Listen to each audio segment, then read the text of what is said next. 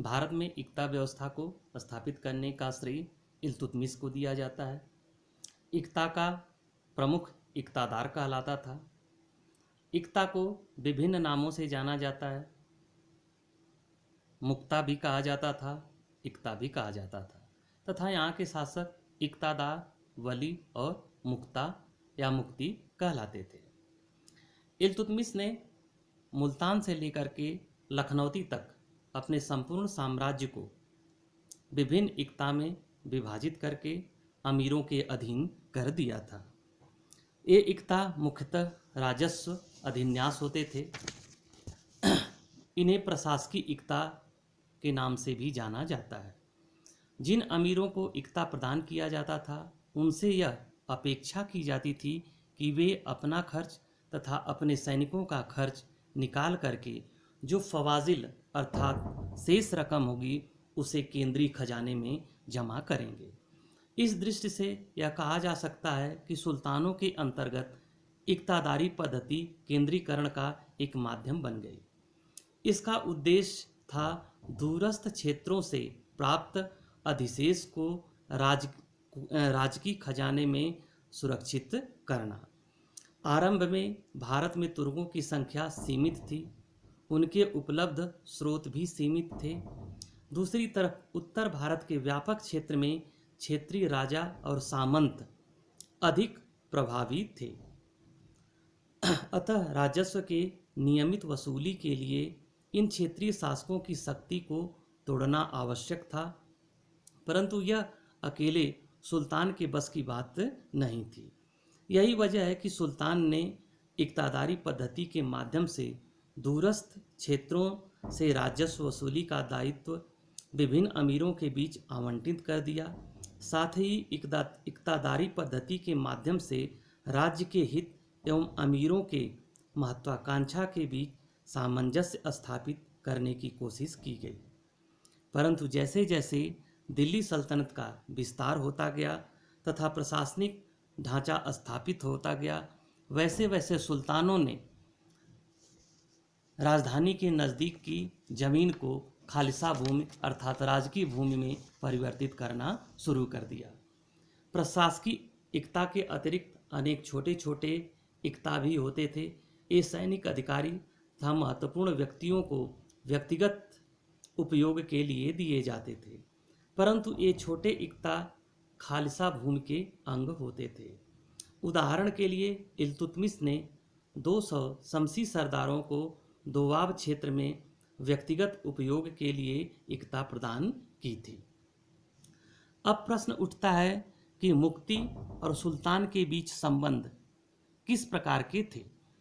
तो मुक्ति या इक्तादार या वली तथा सुल्तान के बीच संबंध सुल्तान के व्यक्तित्व पर निर्भर करता था।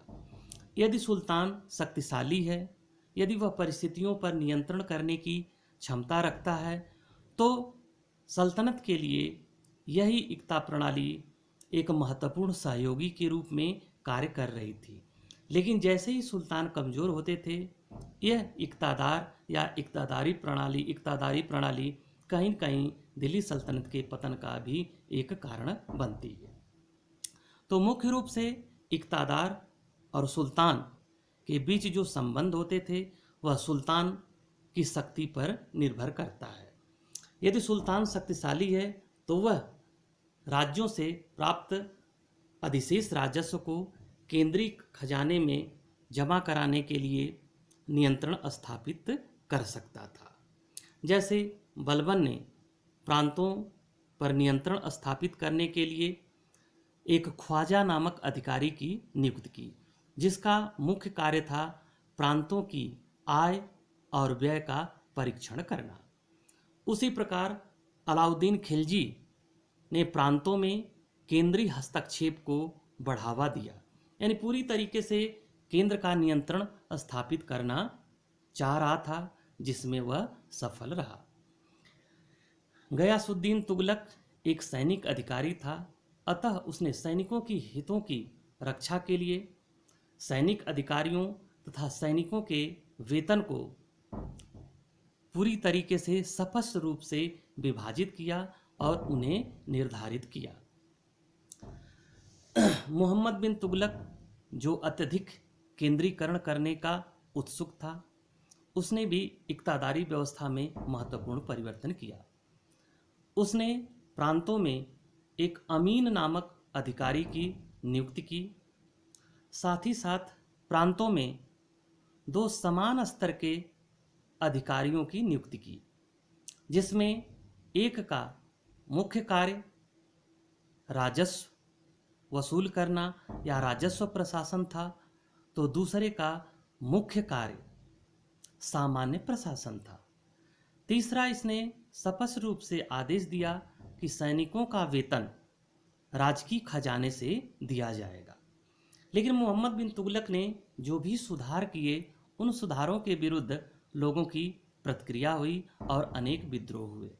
उसके पश्चात जब फिरोज शाह तुगलक गद्दी पर बैठता है, तो उसने इक्तादारों या मुफ्तियों या वलियों की सत्ता में बहुत ज़्यादा हस्तक्षेप करने का निर्णय नहीं लिया और उनके पदों को वंशानुगत बनाया। अब इक्तादारों के पद को जब उसने वंशानुगत बनाया, तो वहीं से उसने दिल्ली सल्तनत के पतन की एक आधारशिला भी कहीं न कहीं रख दिया। विद्वानों के बीच यह सदा ही विवाद का विषय रहा कि क्या इक्ता व्यवस्था का स्वरूप सामंती था। इस विषय में कुछ विद्वानों का मानना है कि इक्ता की तुलना यूरोपीय फीप से की जा सकती है। उनका मानना है कि सल्तनत काल में मुफ्तियों अथवा वलियों को सामंत का स्तर प्राप्त था।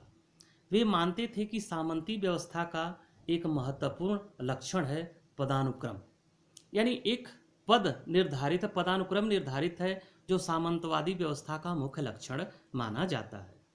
यहाँ पदानुक्रम इक्तादारी व्यवस्था में भी देखा जा सकता है।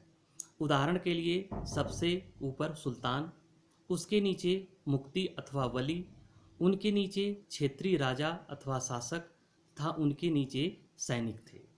इस तरह यहाँ एक पदानुक्रम ढांचा निर्मित होता है। फिर भी इक्तादारी पद्धति में सामंती व्यवस्था के कुछ महत्वपूर्ण अभिलक्षण मौजूद हैं। उदाहरण के लिए सामंती व्यवस्था में राजा की स्थिति कमजोर होती है, परंतु सल्तनत काल में सुल्तान की स्थिति मजबूत थी तथा उसके द्वारा प्रशासनिक केंद्रीकरण पर बल दिया जाता था। यही वजह है कि कुछ पश्चिमी चिंतकों ने भारतीय राजतंत्र को पूर्वी निरंकुशता का नाम दिया। दूसरे, मुफ्तियों या वलियों का पद वंशानुगत नहीं था तथा समय समय पर उनका स्थानांतरण किया जाता था। तीसरे, सल्तनत काल में अमीर वर्ग वंशानुगत रूप से लंबे समय तक स्थापित नहीं रह सका, क्योंकि समय समय पर भारत में नए शासक वर्ग का आगमन होता रहा और उस व्यवस्था में कहीं न कहीं परिवर्तन भी होता रहा।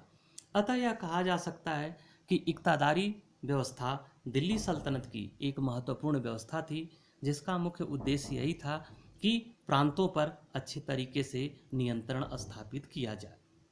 इक्तादारी व्यवस्था की सफलता तभी तक निश्चित थी जब तक कि सुल्तान शक्तिशाली होते थे। सुल्तान शक्तिशाली होते थे तो यह राज्य के सर्वांगीण विकास में अपना योगदान देता था। लेकिन यदि सुल्तान कमज़ोर है तो यही इक्तादारी व्यवस्था सुल्तानों की स्थिति को कमज़ोर करने में तथा राज्य में आंतरिक अव्यवस्था उत्पन्न करने में जरा सा भी चूक नहीं करती थी। लेकिन फिर भी वस्तुतः कहा जा सकता है कि इक्तादारी व्यवस्था का दिल्ली सल्तनत के विकास, मजबूतीकरण तथा स्थापना में महत्वपूर्ण योगदान था।